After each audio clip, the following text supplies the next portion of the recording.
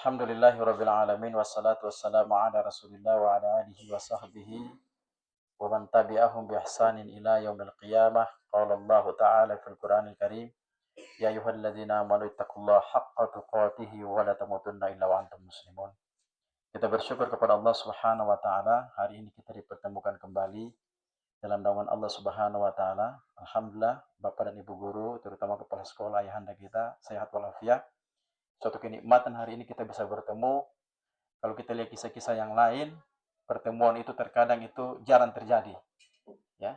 Karena kita sudah ditentukan oleh Allah Subhanahu wa taala, tapi ini adalah suatu keistimewaan yang Allah berikan kita hari ini bisa bertemu yang luar biasa. Keistimewaan waktu ini kita mencapai, mendekati atau mempergunakan dia sebaik-baiknya sebagai bekal di hadapan Allah Subhanahu wa taala.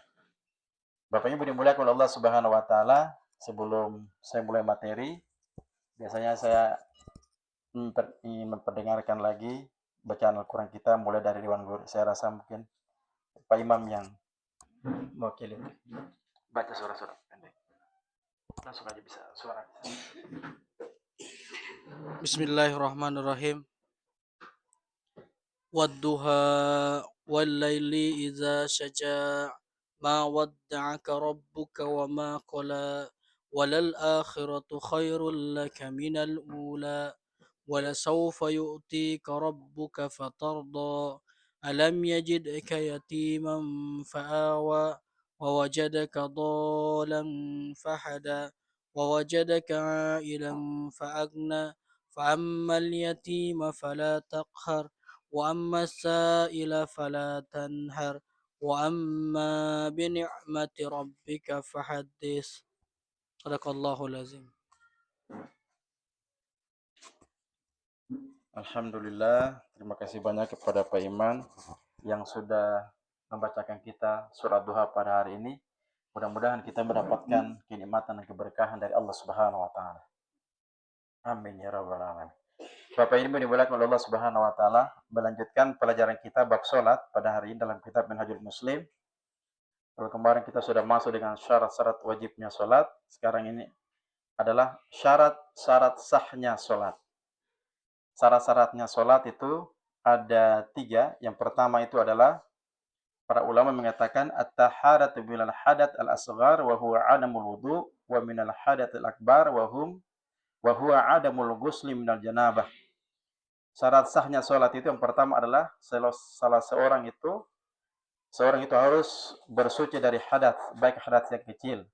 Kalau orang tidak melaksanakan membersihkan hadasnya atau wudu, maka sholatnya tidak sah. Di antaranya pula syarat sahnya sholat itu adalah hindari dari hadas yang besar. Di antaranya adalah manjil janabah. Kalau seorang, kita sudah ulangi pada pelajaran beberapa pekan yang lalu tentang mandi janabah dan haid, itu terus mengikuti tentang masalah hukum-hukum tahara dalam sholat. Di antaranya adalah hilangkan hadas besar, salah satu syarat sahnya sholat kita. Apa itu minal hadas? Hadas adalah yaitu berupa najis yang harus dibersihkan dari pakaian sholat seseorang, badan seseorang yang melaksanakan sholat ataupun tempat. Nabi SAW mengatakan, la yuqbalullahu sholatan bighairi tuhur. Allah tidak menerima sebuah sholat itu tanpa bersuci. Ya. Suci baru Allah menerima sholat. Syarat sahnya sholat yang kedua itu adalah satul aurati, yaitu menutup aurat sesuai dengan firman Allah Subhanahu wa taala dalam surah Al-A'raf ayat 31. Allah mengatakan, khudhu zinatukum 'inda kulli masjid. Ya. Khudhu, di situ Allah perintahkan kalimat perintah khudhu, ada waw sukun di situ menunjukkan jama. Kata Allah, ambillah zinatakum, pakailah, ya. Zina di sini adalah perhiasan. Perhiasan inda kulli salat. Perhiasan di sini bukan sesuatu perhiasan kayak berlian, ya. Itu tidak jadi persoalan, tapi yang jelas perhiasan di sini adalah pakaian salat. Ya. Pakaian salat. Kata para ulama mengatakan fala tasihhu salatu maksyufum al-aurah, ya. Karena salat itu tidak sah jika terbuka auratnya. Idzinatu minat thiyab minas sutrul aurah. Karena perhiasan itu adalah berupa pakaian sholat yang dapat menutup aurat. Kemudian para ulama mengatakan wa auratul rajul ma baina surratihi wa rukbatihi. Itu aurat bagi laki-laki itu antara pusat dengan lututnya, wa auratul mar'a fi ma ada wajhiha wa kaffaiha. Aurat bagi wanita itu adalah terkecuali hanya dua telapak tangan dengan muka saja, wajah. Semua daripada itu adalah aurat. Nabi Shallallahu Alaihi Wasallam mengatakan dalam sebuah riwayat Imam Abu Daud dan Imam Ibnu Majah rahimahumullah taala, kata Nabi Shallallahu Alaihi Wasallam mengatakan, la yuqbalullahu salatal haid illa bi khimar. Ya. Allah tidak menerima salah seorang haid semua adalah maksudnya wanita, illa bi khimar, kecuali wanita itu dia menutup auratnya.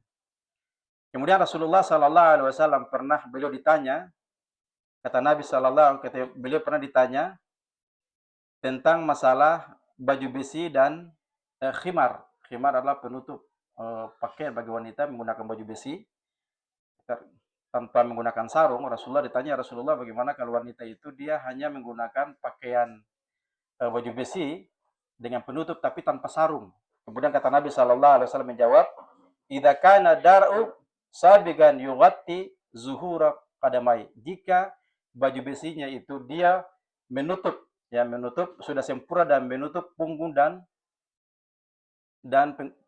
punggung kedua kakinya. Jadi kalau baju besi misalkan zaman perang ya, mungkin di Gaza menggunakan pelindung, dia sudah menutup auratnya dan kedua telapak kakinya, maka itu insya Allah sudah sah sholatnya. Syarat yang berikutnya itu adalah istiqbalu qiblah. Syarat sahnya sholat itu adalah menghadap kiblat. Para ulama, idza la tasihhu li ghairiha. Idza tasihhu li ghairiha. Tidak sahnya sholat jika tidak menghadap kiblat. Karena Allah Subhanahu wa taala dalam surah Al-Baqarah ayat 151 Allah mengatakan, wa haitsu ma kuntum fawallu wujuhakum syatrahu. Dimanapun kalian berada, maka hadapkanlah wajah kalian itu ke arahnya. Ke arahnya di sini yang dimaksud para ulama menafsirkan ayat ini adalah yaitu Masjidil Haram. Kalau dulu kiblat kita menghadap Masjid Al-Aqsa, ya. Itu Rasulullah itu memberikan caranya agar orang-orang Yahudi itu masih mau beriman kepada Nabi, tapi rupanya mereka enggan, tidak mau beriman kepada Nabi. Lalu Allah perintahkan ayat ini adalah arahkan wajahmu untuk menghadap Masjidil Haram. Nah, lalu apa saja yang disyaratkan bagi orang tidak boleh menghadap kiblat tapi sholatnya sah? Yang pertama para ulama mengatakan kecuali adalah orang-orang yang lemah menghadap kiblat karena dia khawatir atau ada kondisi sakit. Misalkan kalau ada saudara kita terbaring di rumah sakit, dia melaksanakan sholat, lalu dia tidak mampu lagi menghadapkan arah wajahnya ke kiblat, maka tidak jadi persoalan. Di mana saja wajahnya menghadap timur atau bagian selatan, itu sahnya sholat, ya, karena dalam kondisi darurat. Ya. Dalam Quran Allah mengatakan, la yukallifullahu nafsan illa usaha. Allah tidak pernah memaksakan umatnya untuk melakukan sebuah perkara di luar daripada kesanggupannya. Nah, jadi kalau misalkan seseorang itu tidak menghadap kiblat karena dalam kondisi dia sakit atau karena kondisi lemah, maka hal persyaratan ini adalah gugur, ya. Dinisbahkan, dikiaskan itu karena Rasulullah Sallallahu Alaihi Wasallam di atas ketika beliau berkendaraan dalam kondisi dia safar, maka Rasulullah melaksanakan itu sholat di arah kendaraannya dan kendaraan beliau unta dan atau hewan yang lain beliau kendaraan itu menghadap selain daripada Masjidil Haram. Jadi menghadap selatan boleh karena dalam kondisi perjalanan jauh, ya, itu dibolehkan. Atau kita dalam kondisi mancing, kita di perahu. Tidak mungkinlah kita paksakan itu, misalkan arah perahu itu mungkin kalau kita sendiri harus menghadap kiblat karena angin tiup di menghadap arah timur, ada utara, itu boleh kita melakukan sholat seperti itu, dibolehkan karena dalam kondisi darurat. Dalam sebuah riwayat diceritakan sini bahwa ru'ya yusalli ala rahilatihi wa huwa muqbilun minam Makkah ilal Madinah haitsuma tawajjahat bihi. Karena Rasulullah sallallahu alaihi wasallam melaksanakan sholat di atas kendaraannya dan beliau pada waktu itu yaitu datang dari Makkah menuju Madinah. Jadi hewan itu dia arah mana saja maka beliau melaksanakan sholat. Bapak dan Ibu ini dimuliakan oleh Allah Subhanahu wa taala, yaitu pelajaran keempat itu adalah furudhis shalah sunnah-sunnah sholat dan makruh sholat dan juga pembatalan-pembatalan sholat dan juga sesuatu yang mubah dalam perkara sholat. Tapi sini kita singkat saja, yang wajib dalam sholat apa saja, karena ada sunnah sholat, ada makruh sholat, ada pembatalan sholat, ada apa saja yang wajib. Yang wajib apa saja itu? Di antaranya adalah al-qiyamu fil faridati liqadir alaihi. Yang pertama itu adalah orang itu seharusnya dia berdiri untuk melaksanakan sholat bagi dia mampu, ya. Kecuali dia dalam kondisi tidak mampu. Kalau dia mampu, tidak sah melaksanakan sholat dalam kondisi dia duduk atau kondisi berbaring, padahal dia mampu berdiri. Nah, Allah Subhanahu wa taala mengatakan dalam surah Al-Baqarah ayat 238, Allah mengatakan waqumu lillahi qanitin. Maka berdirilah kepada Allah Subhanahu wa taala. Berdiri sini adalah menghadap Allah Subhanahu wa taala. Kemudian itu Rasulullah sallallahu alaihi wasallam mewasiatkan juga kepada Imran bin Husain. Kata Nabi sallallahu alaihi wasallam mengatakan, "Shalli qa'iman fa illam tastati' fa qa'idan." Salatlah engkau dalam kondisi berdiri, maka jika engkau tidak sanggup berdiri, maka hendaklah dalam kondisi duduk. Jika engkau tidak sanggup dalam kondisi keduanya, hendaklah dalam kondisi berbaring. Jadi kalau ibu-ibu dan mulia Allah Subhanahu wa taala, kalau ada saudara kita dalam kondisi dia sakit di rumah sakit, maka ingatkan dia untuk sholat. Jangan ada bahasa sabar dulu dia nanti sembuh baru dia sholat. Tidak bisa kita menggambarkan itu, karena justru orang makin sakit itu harusnya banyak dia sholat, karena kita tidak tahu kapan perpecahan dia di dunia dengan kita dengan dia, ya. Harus diingatkan untuk dia melaksanakan sholat. Kemudian wajibnya sholat itu adalah niat. Sudah tentu niat ini adalah ditetapkan dalam hati untuk melaksanakan sholat yang ditentukan. Nabi Shallallahu Alaihi Wasallam mengatakan, innamal a'malu binniyat. Segala amal perbuatan tergantung niat. Jadi kalau kita mau sholat itu, kadang-kadang kalau kita membaca buku-buku yang lain, itu juga mengatakan nawaitu usalli. Itu juga kalau mau dihafal boleh. Tapi kalau kita mau menghadap Allah, misalkan sholat duhur, sholat asar, tanpa mengucapkan niat itu juga sudah sah. Karena Allah sudah tahu si Ani mau sholat apa, Allah sudah tahu. Allah sudah tahu ketemu isi hati. Dalam hadis Nabi Allah mengatakan, Nabi Shallallahu Alaihi Wasallam mengatakan, Innallaha la yanzuru ila suwarikum walakin yanzuru ila qulubikum. Allah itu tidak pernah melihat wajah-wajah kita, tapi Allah itu melihat apa yang kita niatkan. Bapak Ibu dimuliakan oleh Allah Subhanahu wa taala. Setelah itu adalah yang ketiga, wajibnya salat yang ketiga itu adalah takbiratul ihram dengan lafaz Allahu Akbar. Karena Nabi sallallahu alaihi wasallam mengatakan miftahus sholati tuhur wa tahrimu takbir wa tahlil wa taslim. Kunci salat itu adalah bersuci, dan haramnya, larangannya adalah takbir dan tahlil wa taslim, dan pembolehannya adalah taslim. Maksudnya tahrim di sini ketika seorang itu sudah melakukan berdiri melaksanakan sholat, diharamkan atau dilarang lagi untuk dia bercakap-cakap atau berkore-kore dia teman di samping. Nanti setelah dia sudah salam, maka itu sudah halal, maksudnya sudah bebas lah. Dia mau berbicara, dia mau apa, itu sudah halal karena sudah selesai dari gerak-gerakan sholat. Jadi wajibnya sholat itu pertama itu adalah miftahus sholat tuhur, tahrimnya sholat adalah takbir, wa tahlil wa taslim. Ya. Yang berikutnya yang keempat adalah wajibnya yang tidak boleh kita tinggalkan itu adalah qiraatul Fatihah, membaca surah Al-Fatihah. Kata Nabi sallallahu alaihi wasallam mengatakan, la sholata liman lam yaqra bi Fatihatil kitab, ya. Tidak salat, ya, tidak ada salat bagi orang yang tidak membaca bil Fatihal kitab. Orang tidak membaca surah Al-Fatihah. Jadi kalau orang itu salat tanpa membaca surah Al-Fatihah, maka itu tidak sah salatnya. Ya. Maka kecuali salat apa itu gugur dari makmum. Jadi kalau makmum, ya, ini pernah kemarin ditanyakan ini oleh Pak Kefse mungkin, kalau bahwa makmum itu gugur membaca surah Al-Fatihah jika imam itu sudah membaca surat, ya, maksudnya. Kalau imam itu sudah membaca surat yang lain, maka baru makmum itu membaca surat, ya. Idza jahara imamu bil qiraati, ya, apabila imam itu sudah menjaharkan bacaan, mengkeraskan bacaan, maka gugurlah dari makmum itu untuk membaca surat-surat yang lain. Jadi makmum itu imamnya dalam hati. Kata para ulama, id innahu ma'murun bil insati li qiraati imami biqauli ta'ala, karena bahwasanya makmum itu diperintahkan untuk diam karena imam itu membaca surat, ya. Sesuai dengan firman Allah Subhanahu wa surah Al-A'raf ayat 204, Allah mengatakan, wa idza quri'al Qur'an fastami'u lahu wa ansitu la'allakum turhamun. Apabila Quran itu telah dibacakan, fastami'u lahu, maka diamlah, ya, maka dengarlah bacanya itu wa ansitu la'allakum tarhamun. Maka hendaklah kalian diam, kata Allah, semoga kalian mendapatkan rahmat. Begitu ya.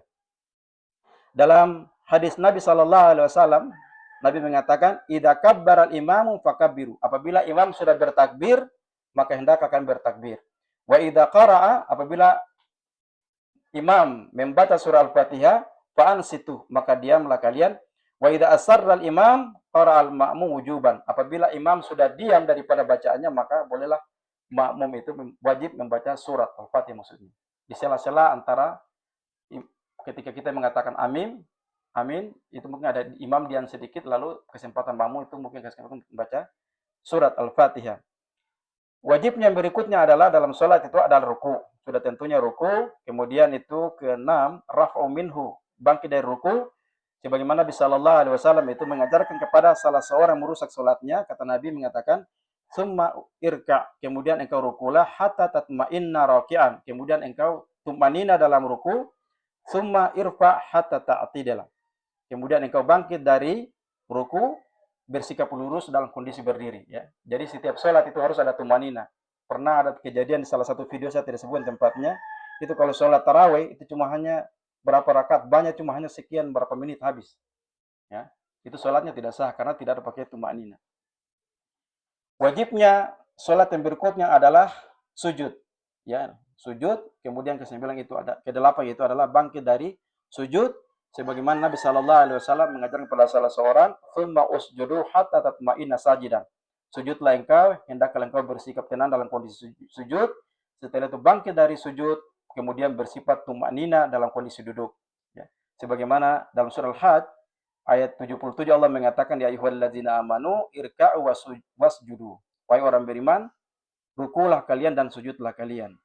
Yang ke-9, wajibnya salat itu adalah tumanina. Tumanina itu dalam kondisi ruku, dalam kondisi sujud, dalam kondisi berdiri dan duduk ya.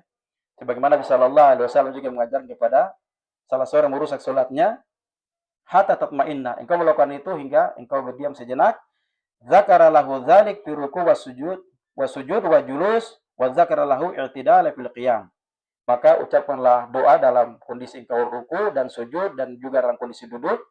Kemudian dalam berzikir dalam kondisi i'tidal dalam berdiri. Pada intinya yang benar adalah, hakikat adalah, yang benar adalah tumanina. Jadi salat itu harus ada membentuk tumanina.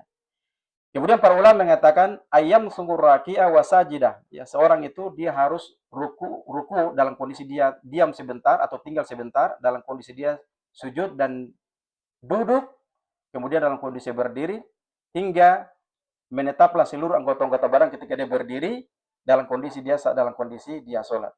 Lalu dia mengucapkan subhana rabbil azim, kemudian satu kali, kemudian kalau dia mau tambah juga dalam beberapa doa, beberapa bacaan tersebut, misalkan subhana rabbil azim satu kali juga boleh. Kalau misalkan mengucapkan sampai 3 kali atau ganjil, itu juga dibolehkan karena sunnah.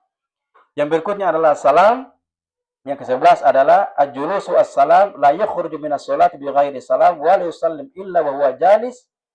Kemudian yang ke-11 itu adalah duduk untuk memberikan salam. Ya, maka seorang tidak boleh keluar dari sholatnya tanpa memberikan salam, dan seorang itu tidak memberikan salam kecuali dalam kondisi dia duduk. Jadi kalau sholat itu kalau tanpa duduk langsung dia salam, itu tidak sah sholatnya. Jadi harus dia ikut aturan-aturan mainnya.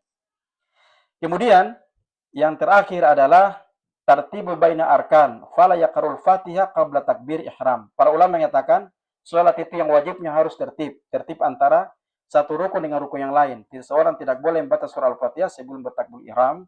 Seseorang itu tidak boleh sujud sebelum dia ruku dan sebagainya. Karena para ulama mengatakan salat itu dipelihara oleh Rasulullah sallallahu alaihi wasallam, sebagaimana para sahabat itu Rasulullah mengajarkan para sahabat itu tentang perkara salat, sebagaimana dalam hadis Nabi sallallahu alaihi wasallam Rasulullah mengatakan sallu kama ra'aitumuni usalli, ya. Salatlah kalian sebagaimana melihat aku salat. Bapak Ibu yang dimuliakan oleh Allah Subhanahu wa taala, ini adalah perkara-perkara yang penting yang harus kita lakukan. Mungkin saya akhiri sampai di sini. Mudah-mudahan bisa bermanfaat. Sebelum saya akhiri, kita berdoa kepada Allah Subhanahu wa taala. Mudah-mudahan Allah memberikan kita taufik dan hidayah agar kita bisa bertemu pada minggu-minggu yang akan datang. Bismillahirrahmanirrahim. Alhamdulillahirabbil alamin. Wassalatu wassalamu ala Rasulillah wa ala alihi washabihi ajma'in. Allahumma ighfir lana wa liwalidayna warhamna kama rabbayana shaghira. Allahumma inna nas'aluka 'ilman nafi'an wa rizqan thayyiban wa 'amalan mutaqabbalan. Allahumma ansurna 'alal mujahidin fil Ghazzah. Allahumma ansurna 'alal mujahidin fil Ghazzah. Allahumma ansurna 'alal mujahidin fi kulli makan. Rabbana atina fid dunya hasanah wa fil akhirati hasanah wa qina adzabannar. Subhanallah wa bihamdika asyhadu an la ilaha illa anta astaghfiruka wa atubu ilaik. Wassalamualaikum warahmatullahi wabarakatuh. Kalau mau diskusikan sedikit silakan. Iya.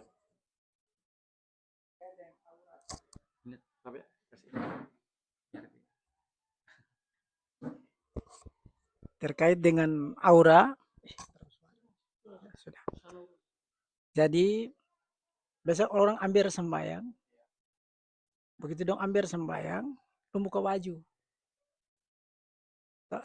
Habis itu pakai baju ulang pada saat dia sembahyang. Kira-kira sah kata Rada, itu yang pertama. Kemudian yang kedua, sembahyang ini menurut ini dalil itu kan 27 dalam salat. Bagaimana ketika dia terlambat dalam salat? Misalnya sudah 1 rakaat atau 2 rakaat, sementara dia tadi tinggal 1 rakaat dia sembahyang. Apa pahala sama 27 atau Rada? Saya kira itu sih.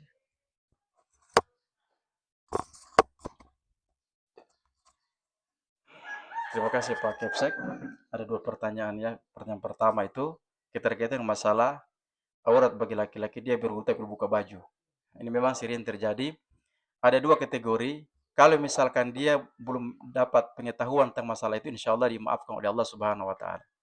Karena memang dia belum memahami atau tentang konsekuensi ilmu agama yang sampai kepada dia tentang masalah menutup aurat dengan tata cara berwudu.